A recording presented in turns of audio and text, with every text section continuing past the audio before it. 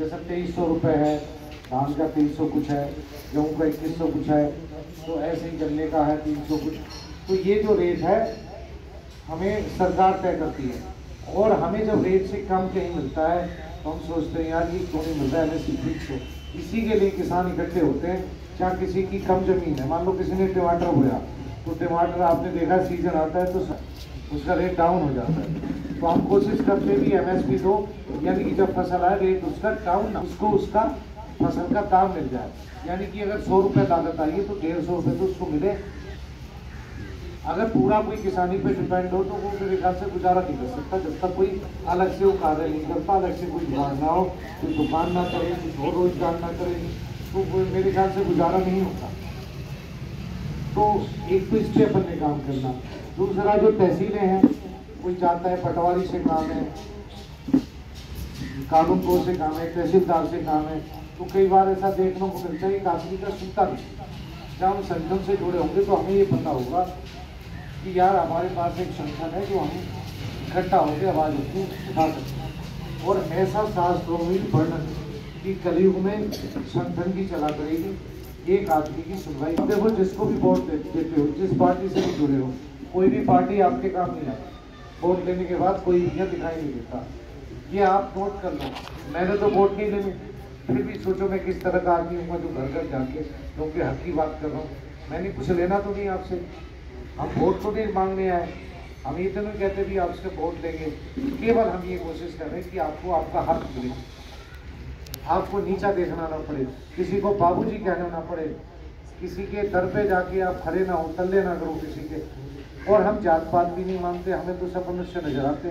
जितनी अब आप बैठे हो तो गुरबाणी में एक जिक्र है कि अकबर अल्लाह नूर पाया, कुदरत के सब बंदे एक नूर ते सब जग उपजिया।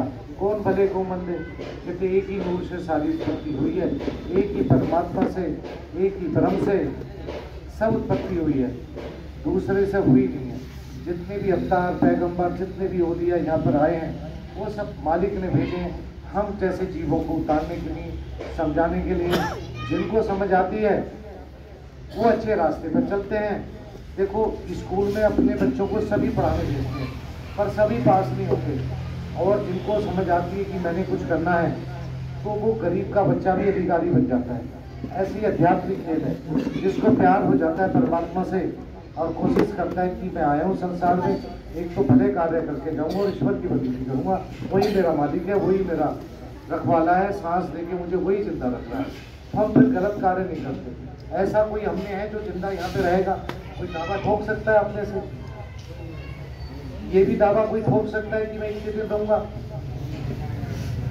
चाहे आप कितने दिन जी जाओ, लेकिन किसी को पता है कि मैं जो है इतने दिन रहूँगा यहाँ पे? एक पल का भी भरोसा नहीं होता।